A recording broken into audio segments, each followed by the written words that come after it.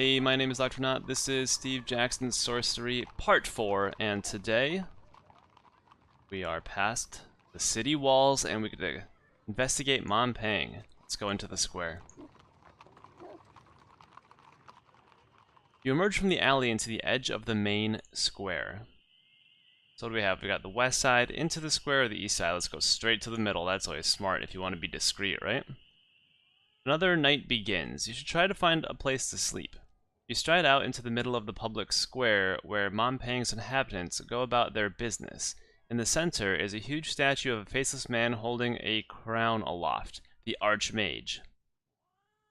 I'm not going to sleep against the statue. The statue seems unimaginably old, and yet the Archmage depicted here is definitely holding the crown of kings. Has he been planning this theft for such a long time then? Or is this prophecy, a celebration of a day destined to come? Many people here are simply passing through, but several are browsing the market on the west side. You also spot several guards to the north clustered around a road that leads upwards. You could head in several directions from here. So we've got the south side. They're not really descriptive, huh? They're just like mostly directions. We've got the market, the west side, the north side, the archway. South side. Where would be a place to sleep, do you think? Not the north side. Let's try the archway. I have no idea. You stroll through the arch into a well-appointed empty courtyard. Stars are visible through a dome overhead. Okay. You step out into the central courtyard that fills this enclosure. The place is blessedly quiet, with several routes leading out of it. A dome looks up at the starry sky, and you spot the occasional birdman flying overhead. A fountain plays in the center of the courtyard. You look around the courtyard, but there isn't much to see beyond the fountain and the benches that surround it. The doors are a mixture of shops and storage rooms.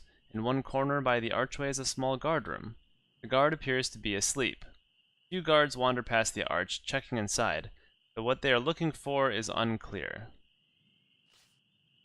The water from the fountain plays merrily over several stone statues set into the center of the bowl. Arching satyrs, weeping maidens, aged men, headbutting orcs. It must tell some legend, but what that legend might be has clearly been lost to time and the wearing water. Shall we sleep here? No, let's keep going. A door leads out to the main square of the inner city, but there are several other doors leading off from the courtyard. One is a signpost. Nope. One is signposted, Nylock, but is closed up for the night. Got two side chambers, dark hallway, and the square. This one actually has a bed in it. Think this is somebody's place, or can I just sleep here? Oh boy.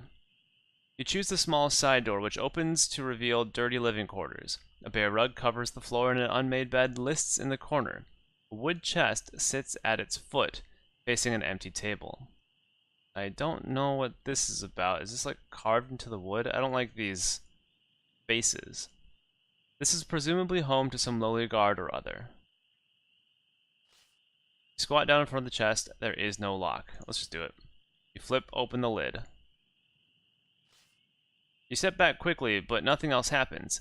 The box appears quite empty. Nothing jumps out of it. There isn't even a cobweb or a loose gold coin. Maybe this is a simple servant's room. You lift the box out from under the table and turn it over. Then you hear a click from somewhere behind you. You whip out the Anlan sword, but it does no good. A heavy portcullis has dropped from the ceiling, barring the doorway. You are trapped. From somewhere nearby you hear a hissing sound. Oh no. You look around the floor of the room, expecting to see a snake. Nothing moves. You look up to see a greenish cloud descending from the ceiling. Poison gas. This is not anyone's living quarters. This room is nothing but a trap, and you have walked straight into it.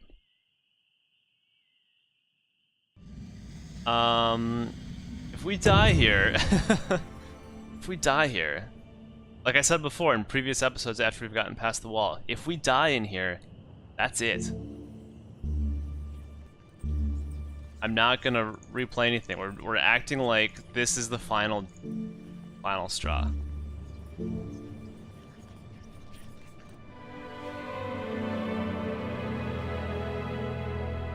You wind the stars, or wind the stars into order around you, lifting the gale horn and blowing a loud note. The mighty gale howls about the room, blowing the poison gas out through the portcullis. Clean air tastes sweet. Approach the portcullis. You lift the rug, revealing a trapdoor. You tug excitedly at the trapdoor, only to find it is a fake, merely painted onto the floor of the room, and then set with a ring. You fall back in some irritation. In your healthy condition, you have no trouble lifting the gate. It rolls up and you hold it aloft before diving under it. Are we out? Perfect. You pick yourself up from the floor and brush yourself down. The gas from the chamber dissipates into the air of the courtyard. No one seems to notice your escape. Which way now? I'm not going to go down this one. This doesn't appear to do anything for me. So let's just get out of here. You return to the east side of the bustling square. The buildings on the eastern edge are a little more ramshackle. The arch to the merchant's building leads away here. An alley runs past it. An empty pillory sits to the north of here. The moon sets. More stars appear. You can cross the square or explore the fringes. Let's keep going. Maybe we'll go to the market. I don't know. The stars turn in the sky overhead. There are guards patrolling frequently, even here. You will have to be careful to blend in, especially with the Citadel on alert. Let's go to the market? I don't even know. The market is shuttered up for the night. Yes, let's do this. Find a stall to curl up underneath. You should be sheltered here and hopefully out of sight. Laying your pack down, you try to settle despite the cold. You get comfortable and rest. You seem guarded here and you do not dream. Perfect. Gain some provisions, +3, and some gold, +5, and we're cursed with the Zed spell. The Archmage is aware of you. You are woken roughly by a stall owner kicking you out from under her stand. By the time you scramble away, you have sustained some bruising. Which way now? That's okay, I'll just eat some rations. I'll eat one. Put me up to 17. This will make it so that when we sleep this next night, we should eat once a day, essentially. Let's explore the west side. An old beggar woman lounges against a well nearby, watching people come and go from the market. A wider road leads west into a rundown area of the city. The early morning sun makes the air glow. So the thing is, the more we explore, the longer we take to get up into the castle here, into the Citadel, the more likely we're gonna die. Because the story seems to just throw things at you, and you're like, whoops. Tough luck. So we should just make a beeline straight for this, but I'm gonna do a little exploring. Spend a little time seeing what's going on. If we die beforehand, whatever. It's part of the story. You walk west out of the square, following a wide road. It passes by a large gate. Before you is a stone facade that stretches the length of the street. Two men in heavy robes sit on the steps. Arch windows are placed evenly, though several panes are missing. Worn steps lead to a door that is rather small for such a large building. The iron-studded doors are thrown open, and you glimpse a courtyard within. You greet the two men, and one of them grins. Haven't seen you before, but you are welcome, welcome indeed. We've no food to give, if you wish for that. Effe, our god, forbids it, but there is plenty to be earned in a sense. This is a monastery, you ask? Monastery? The monk nods. It is. We are dedicated to Effe the Fortuitous. He gestures up the stairs. Feel free to enter, but you will have to excuse us. My companion and I are a little busy betting on the patterns of the crowd. Sure, let's go inside. You know how to make your way through the gates. We could always change our god to a different one. We only have just our animal, which we've been stuck with gorilla for a while.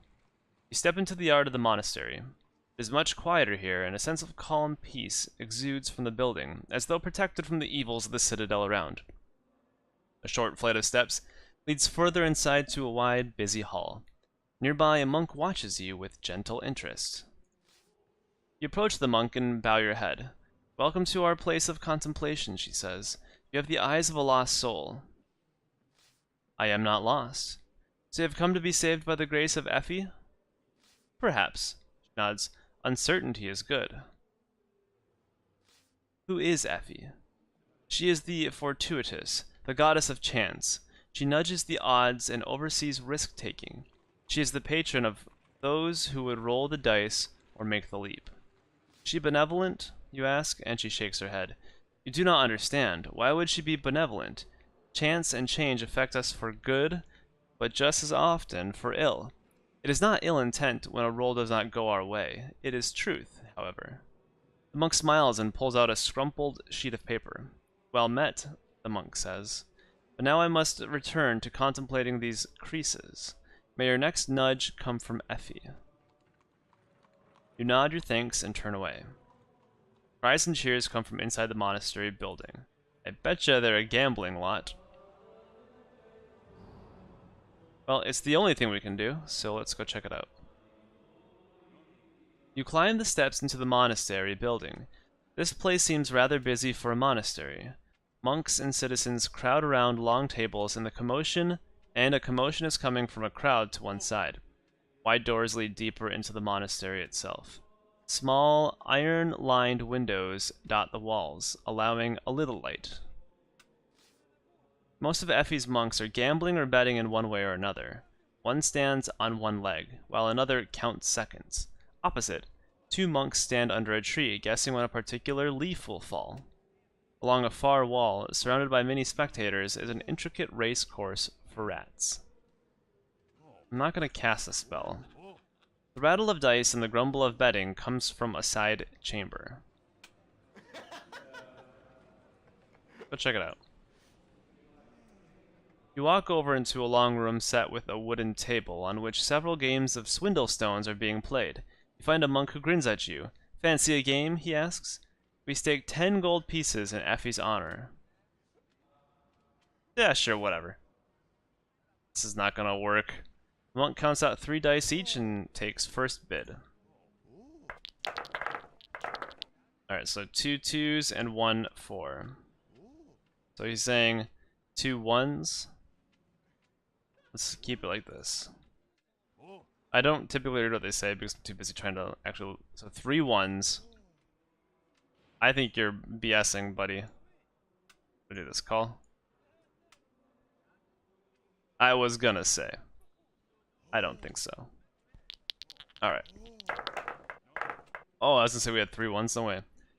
I'll start with 1... yeah, 1 1, because I'm a high roller here.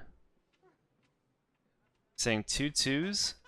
So that we're trying to guess, if you're not sure what's happening, we're trying to guess how many numbers are, how many of each side is between the two of us. So we have 5 total dice. So he's saying that he thinks between the two of us, between his 2 and my 3, he's got 2 2s. I don't think so. I'm gonna do 3 1s. Oh, you son of a bee. He probably doesn't have a 1. Damn it. Only 2 1s. The monk wins the round. Alright, let's go. We each have 2 dice now. 1 and 4.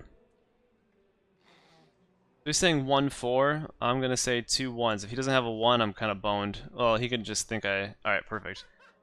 So he's saying he's got 2 of them. I'm gonna call him. I don't think he does. Perfect.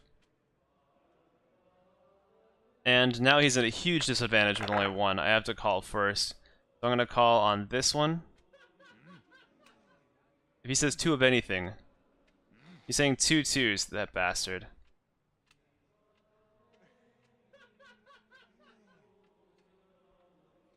So the issue is, he's going to have to call me on this. So if I keep it down to this, let's see. 2 3s.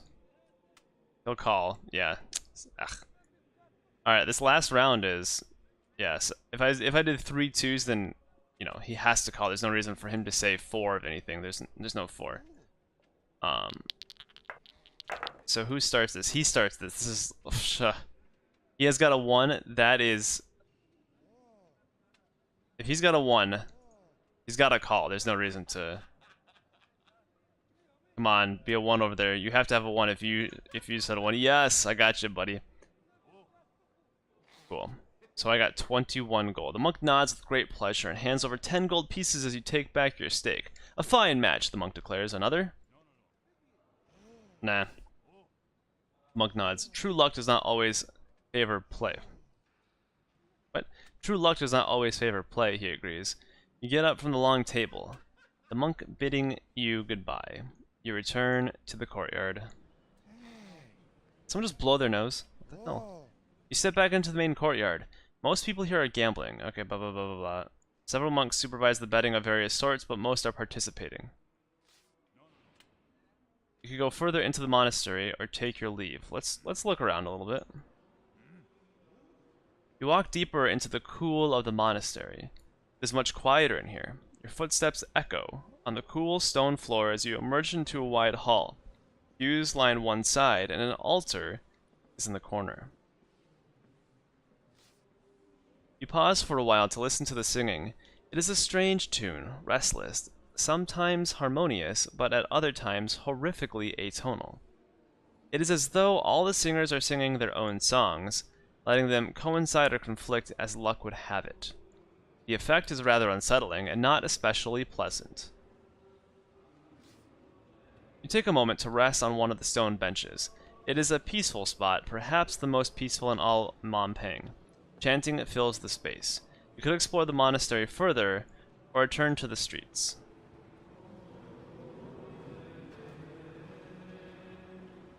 You move closer to the altar and the pews. Some kind of service is going on. Monks are clustered in groups, chanting in a slurring monotone. A monk in bright red robes, the abbot, stands with arms outstretched. You stand and watch the service. The chanting is odd, a droning buzz lacking discernible phrases. You catch snatches of what might be words, but they sound like a strange imitation of language. Some monks are jovial, whispering to each other and jostling, but others are solemn. The abbot, his bright habit distinguishing him, stands placidly at the front of the room. The altar near him is covered in bronze, its top battered and pitted. Atop is a small bowl and a set of metal dice. The chanting peters out, and the abbot smiles. Brothers and sisters, the abbot declares, we give thanks to Effe. We meditate on the changes and chances that fill our lives.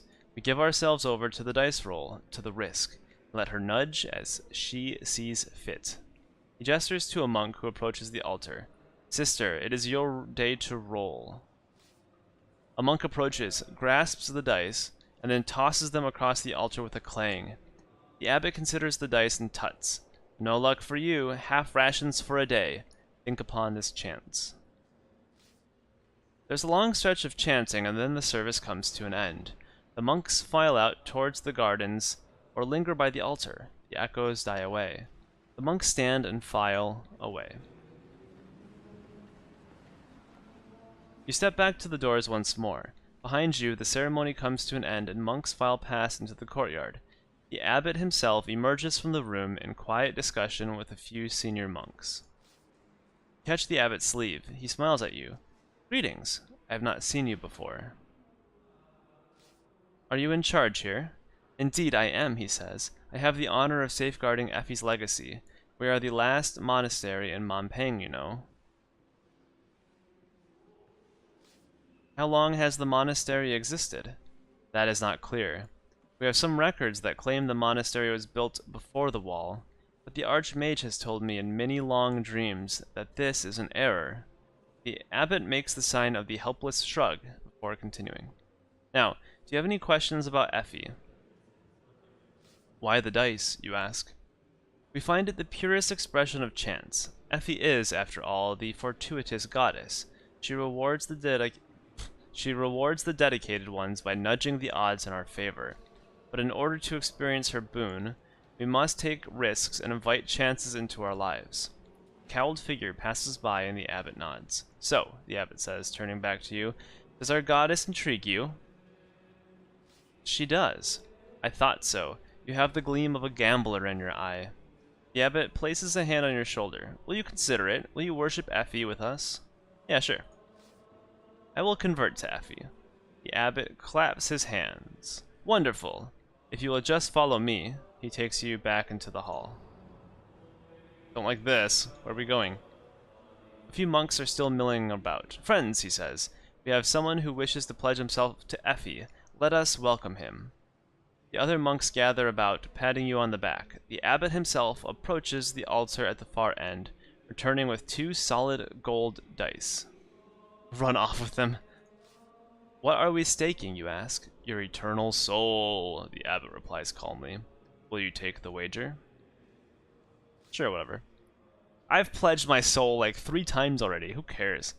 You take them with some seriousness. Go ahead, he says. Throw them. Does not matter how they land, for the act is what matters.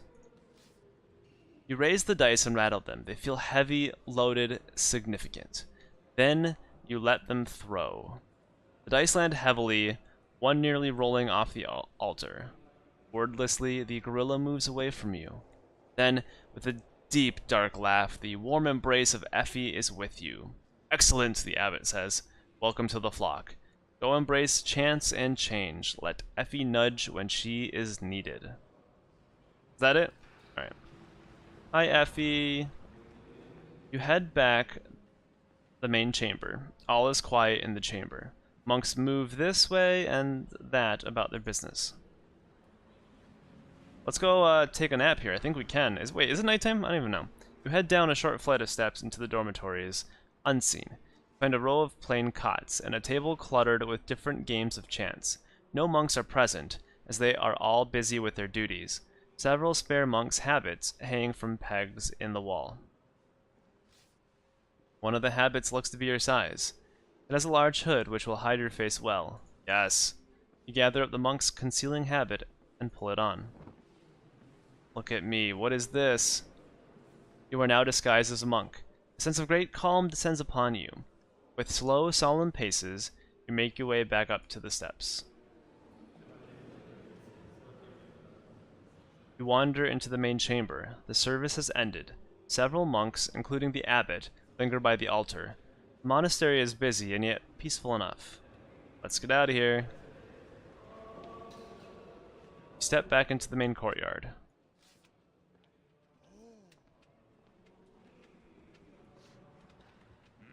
You make your way down the steps and out the monastery yard. You step out of the calm oasis of the monastery and back into the dust and gray of Montpeng. The road stretches a short way in both directions. Alright, so we've got a disguise. I think what we're going to try doing, I don't know if we can go this way and get up through the side. It doesn't look like it. Looks like we can go visit places here. I'm not sure if these are stone steps going to almost all these buildings. I'm assuming walking up through the front door is probably not the best, but who knows. Alright, so next time we'll continue exploring. This is good. We've got a new goddess to pray to, I guess, and we've got a disguise. So next time, we'll see what happens. Thank you for watching, and I'll see you then. Take care, and goodbye.